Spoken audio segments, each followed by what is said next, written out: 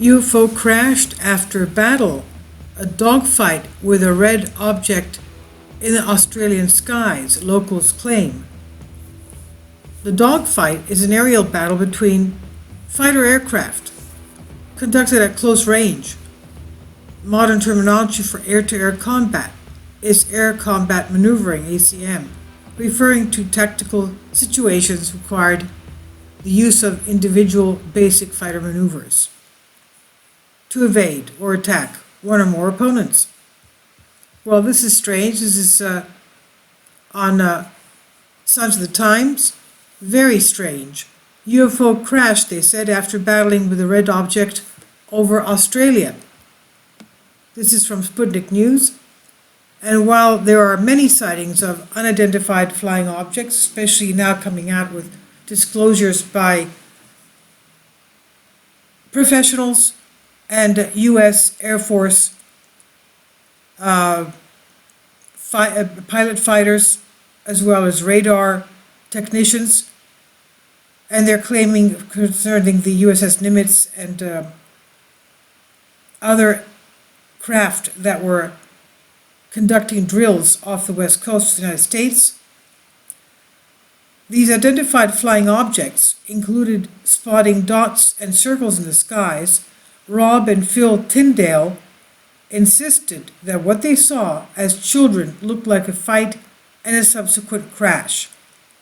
This is not the first time we have witnesses seeing things like this in the skies. Something happened similar to this over the skies of Germany in the 15th, 16th century.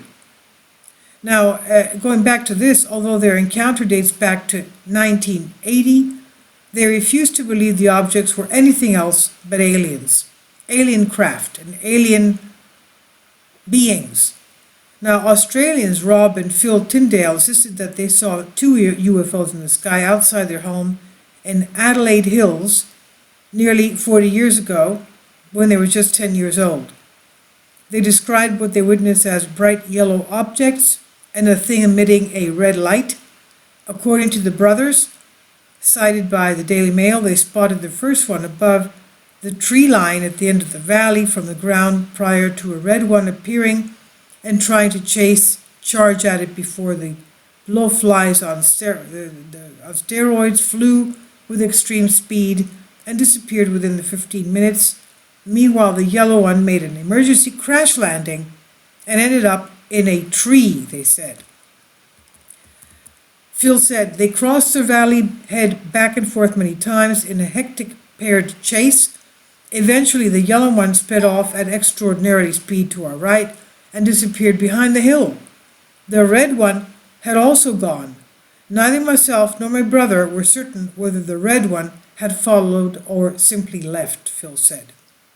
Now, according to him, the area was less populated and sparsely treed, and no noises were heard at night. Not all this was unusual. There were fewer people in the hills back then, but there was no engine noise from the bobbing light at the end of our valley, Phil said. No noise. Although the two woke their parents up, they refused to do anything and sent the witnesses, the two 10-year-old boys, back to bed. Their grandmother, however, found an article in their local paper titled Aussie Sure UFO Damaged Trees. It was about a purported alien spacecraft crashing on the same night when the two boys witnessed the mysterious battle. Darrell Brown, who reported the crash, is said to have heard a tree creaking and groaning.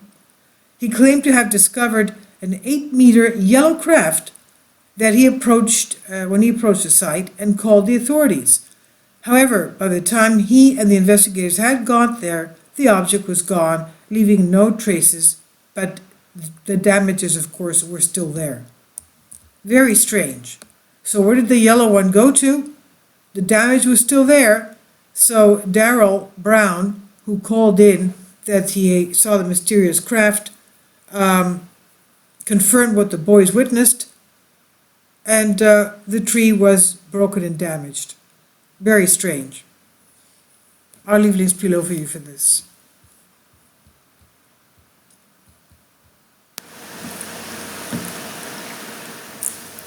If you'd like to join me on my Patreon account, you will hear content not covered by mainstream media.